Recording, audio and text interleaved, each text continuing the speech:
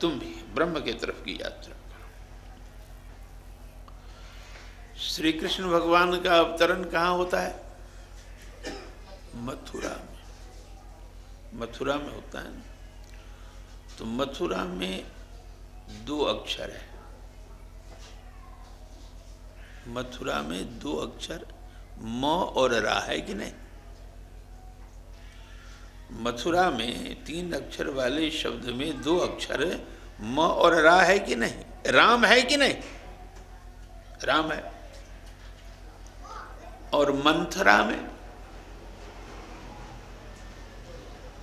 राम कथा में जो मंथरा है, कोई फर्क नहीं है। वही 3 अक्षर यहां भी है, वही 3 अक्षर वहां भी है।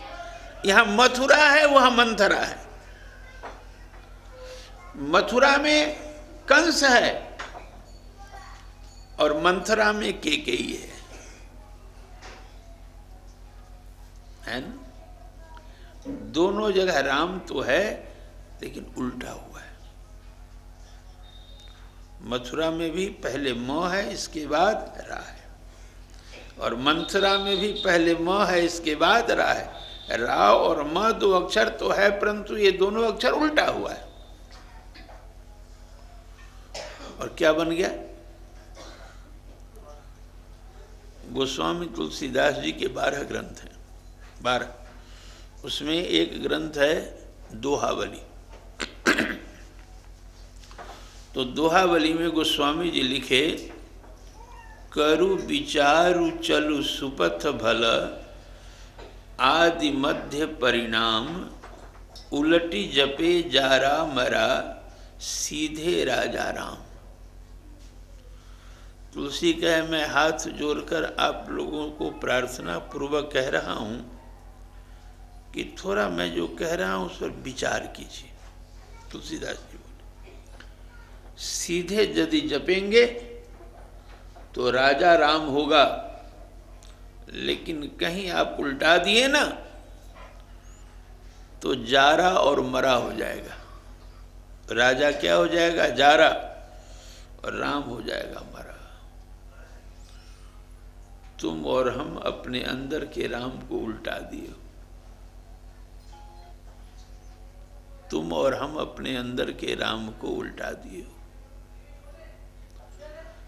आज प्रत्येक व्यक्ति यह सोच रहा है कि सामने वाला दुखी कैसे हो जाए,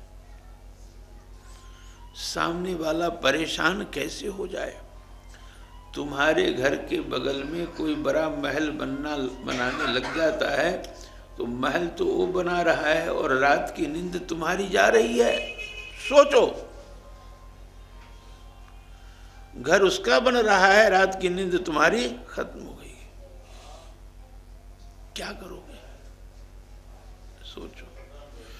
उस परमात्मा ने तुझे मनुष्य बनाया, तुम क्या बन गए?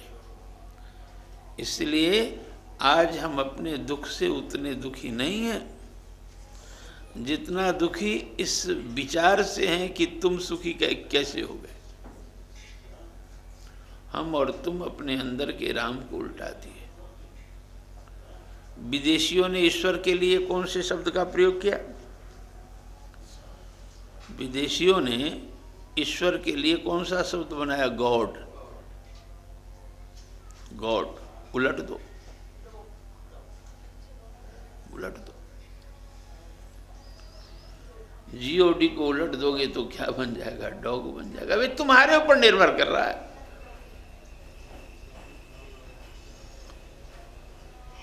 तो और भी भाव ग्रहण करो, और भी भाव ग्रहण करो।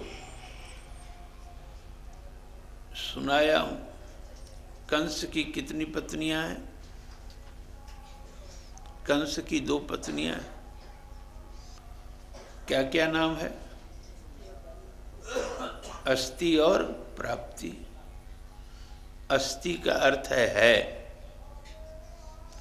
अस्ति संस्कृत में क्रिया है, हिंदी में इसका अर्थ है। तो है से व्यक्ति संतुष्ट नहीं, लेकिन वास्तविकता में खाना तो 2 रोटी ही है। हमारे तरफ भी तुम उंगली उठा सकते हो। हम भी बड़े गोरख धंधे में पड़े रहते हैं। हाँ। लेकिन फर्क है, हमारे स्वार्थ में भी परमार्थ है, हमारे स्वार्थ में भी परमार्थ है, और तुम्हारे परमार्थ में भी स्वार्थ है।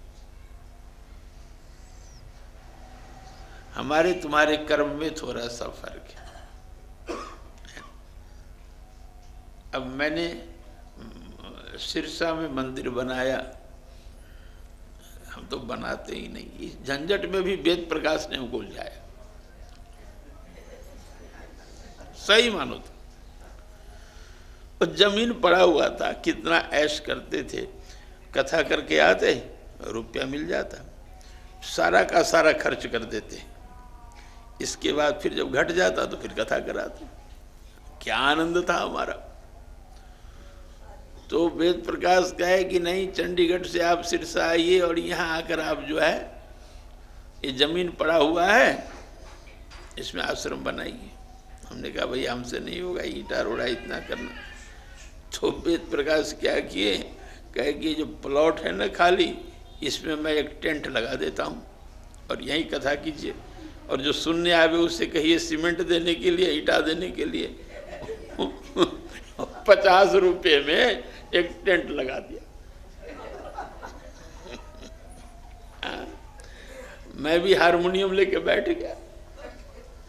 कुछ लोग आए, कहे भैया ये जमीन पड़ा हुआ आश्रम बनाना है, थोड़ा सीमेंट दे, थोड़ा ईटा दे, जिसको जो होता है दे।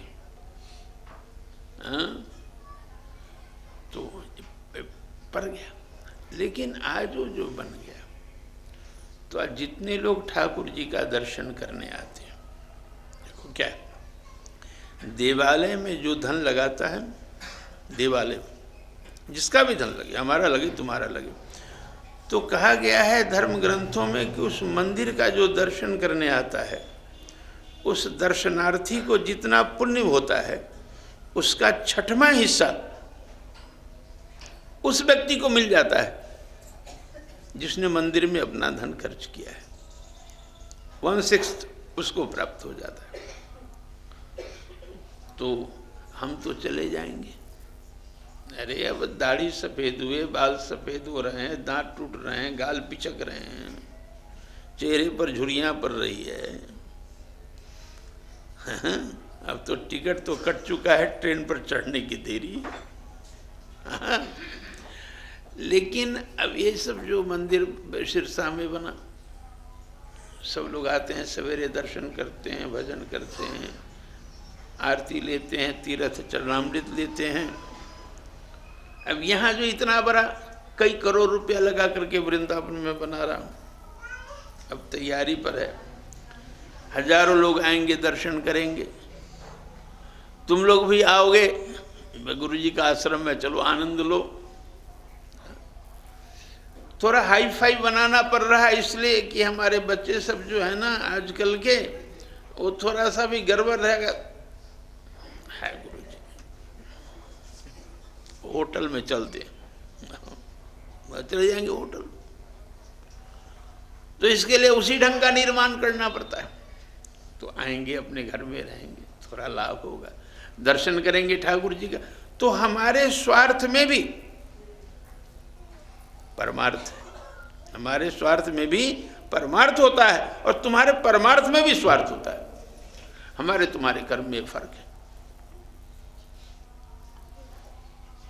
तो कंस की 2 पत्नियां हैं, अस्ति और प्राप्ति। अस्ति से व्यक्ति संतुष्ट नहीं है, और प्राप्त करूं,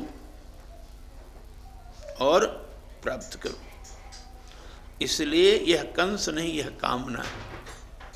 कंस नहीं है, यह कामना। कामना की 2 पत्नियां हैं, अस्ति और प्राप्ति।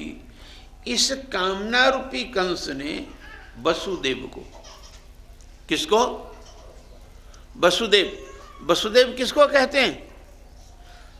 बसति इति वसु, जो इस शरीर में निवास कर रहा है वह है वसु।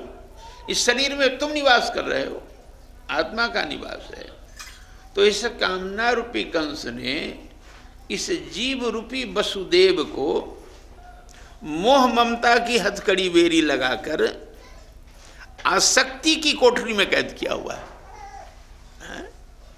फिर से सुन लो, कामना रूपी कंस ने जीव रूपी वसुदेव को मोह ममता की हथकड़ी बेरी लगाकर आसक्ति के कारागार में कैद किया हुआ। इस कैद से यह जीव नहीं छूट सकता है। जितना ही छूटने का प्रयत्न करता है उतना ही उलझता जाता है। इस हथकड़ी बेरी को खोलेगा कौन? इस आसक्ति के कैद से कौन मुक्त करेगा जब कृष्ण आएगा तब? अन्यथा एक गुण साधन ते नहीं हुई, साधना से कोई आसक्ति से मुक्त नहीं हो सकता। तो साधना भी कर रहे हैं, मोह बंधन से छूटने के लिए नहीं, मोह ममता में ज्यादा उलझने के लिए साधना कर रहे हैं। तो ये कृष्ण कृपा होगी। और भी आनंद लो। नंद, नंद कौन है? नंद किसे कहते हैं? जो दूसरों को आनंद दे। प्रकृति का नियम है, यदि तुम एक दाना कनक का गेहूं का खेत में डालते हो तो प्रकृति वही दाना गेहूं का तुम्हें वापस लौटा कर देती है, लेकिन एक नहीं देती है, 1000 बना कर देती है। एक मक्का का दाना तुम खेत में फेंकते हो तो प्रकृति वही मक्का का दाना तुझे वापस करेगी, लेकिन एक नहीं 1000 बनाकर। उसी प्रकार से तुम किसी दूसरे के जीवन के रास्ते पर एक कांटा बो दिए तो प्रकृति हजारों हाथों से तुम्हारे जीवन पथ पर कांटे ही कांटे बिखेर देगी। यदि तुम किसी के जीवन पथ पर एक फूल बिखेर दिए तो प्रकृति हजारों हाथों से तुम्हारे जीवन पथ पर फूल ही फूल बिखेर देगी। इसलिए किसी को नहीं दुख दो। आग से भस्म नहीं होता है व्यक्ति, लेकिन दूसरे के आह से भस्म हो जाता है। इस बात को समझो। तो दूसरे को कष्ट न दो, जितना हो सके आनंद दो। तो नंद वह है जो दूसरों को आनंद दे। और नंद की पत्नी कौन है? यशोदा। शब्द ही बता रहा है अर्थ। यशः ददाति या सा यशोदा। यश दा, यशोदा जो दूसरों को यश दे उसको कहते हैं यशोदा।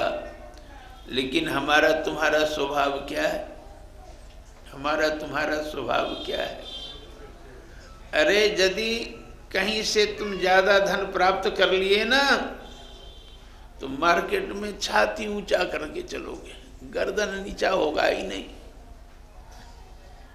अनेकों तरीका से प्रूफ करोगे, लोगों को समझाने का प्रयत्न करोगे कि यह मेरी क्षमता है, मेरा अक्ल है, मेरी बुद्धि है। लेकिन गया तब क्या करोगे?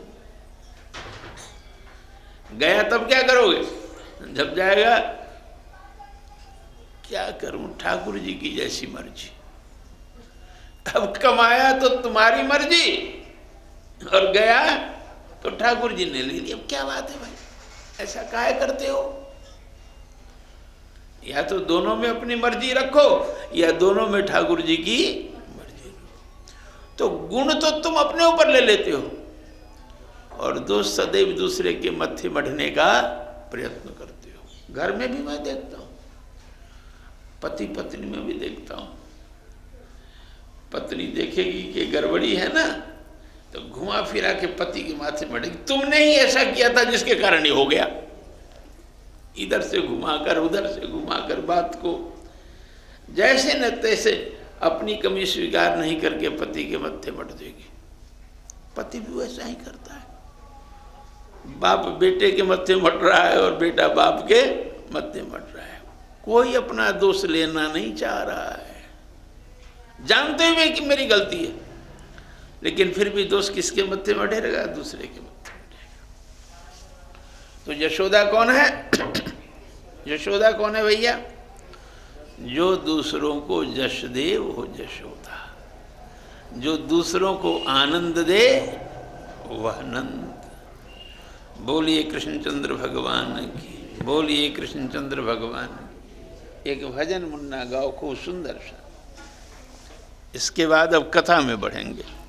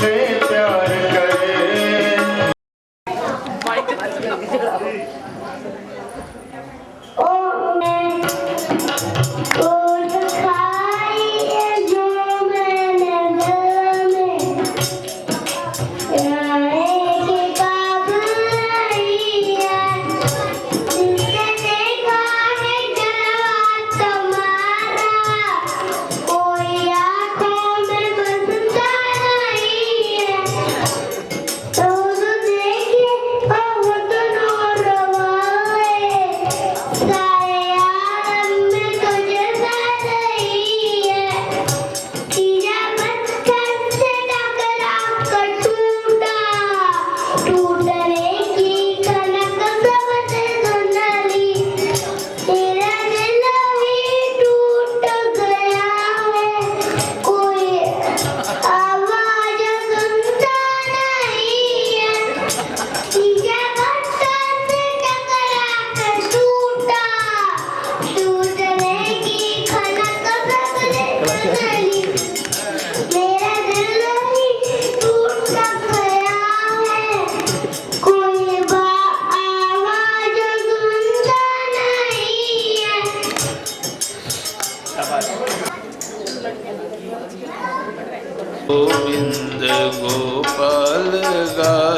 चलो।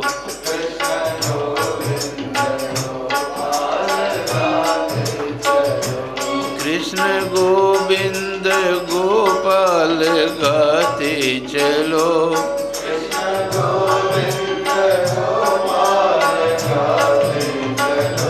कृष्ण गोविंद गोपाल गाते चलो।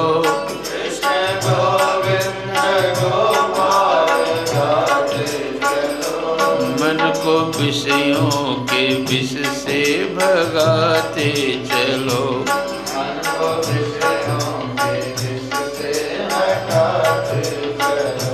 कृष्ण गोविंद गोपाल गाते चलो।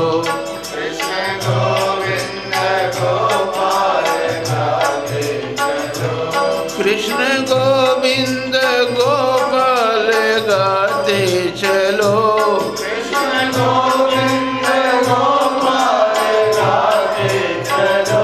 कृष्ण गोविंद गोपाल गाते चलो।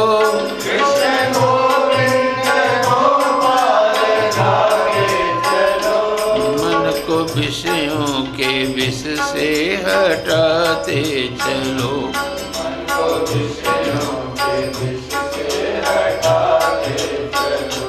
कृष्ण गोविंद गोपाल गाते चलो।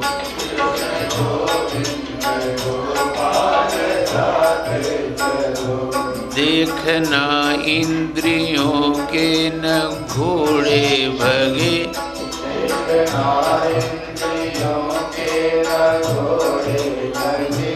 रात दिन इस पे संयम के घोड़े लगे।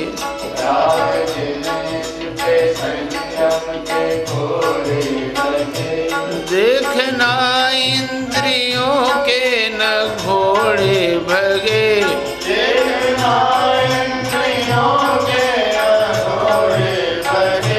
रात दिन इस पे संयम के घोड़े लगे।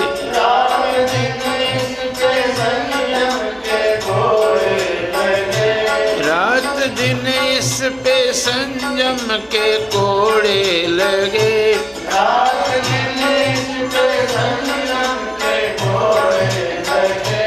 अपने रथ को सुपथ पे चलाते चलो।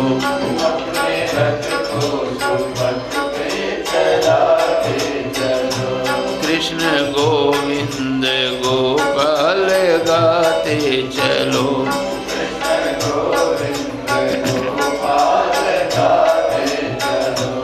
काम करते चलो नाम रटते चलो।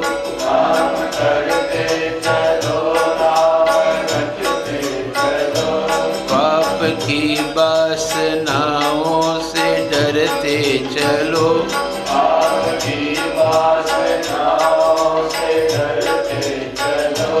काम करते चलो नाम जपते चलो।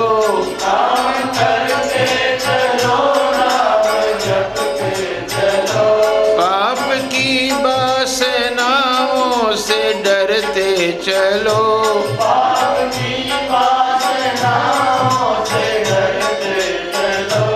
नाम धन का खजाना लुटाते चलो।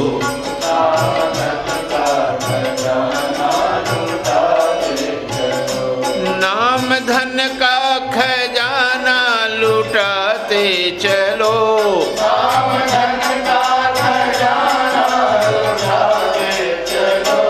नाम धन का खजाना लुटाते चलो।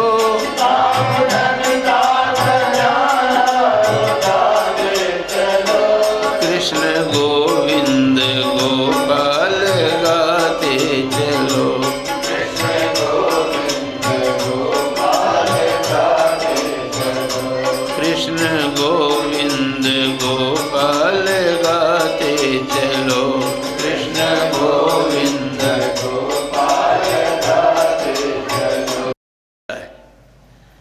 लेकिन जिसने लुटाने का आनंद प्राप्त कर लिया,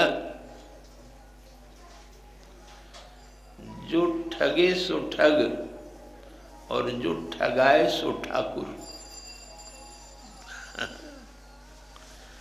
लुटाने का जो आनंद। भागलपुर श्री रंगनाथ मंदिर का पीठाधीश था, तो एक कथा भागवत में वो ढेर सारे बर्तन आ जाते। पहले तो बहुत आते थे, आजकल धीरे धीरे अतिशय आधुनिकता में कम होता जा रहा है। अब वो ढेर लग जाते बर्तनों के, कपड़े के। अब क्या करें, तो मोहल्ले वाले को बुला लेते और मंदिर के बीच चौक में ढेर लगा देते और उछाल देते। सब लूटते, एक दूसरे से छीनते, उठा पटकी करते। क्या आनंद था। इसलिए मेरे श्रोताओं, भगवान का भक्त भगवान से कुछ मांगता नहीं, उसे कुछ चाहिए नहीं, सुने। प्रहलाद को नृसिंह भगवान कहे मांगो, प्रहलाद कहा मांग रहा हूं। यह मांग रहा हूं कि तुमसे मांगने की इच्छा सदा के लिए मेरी खत्म हो जाए। कामा नाम हृदय संरोहम, मनु शत्रुपा मांगो। मनु बोले नाथ देखी पद कमल तुम्हारे, अब पूरे सब काम हमारे। सुग्रीव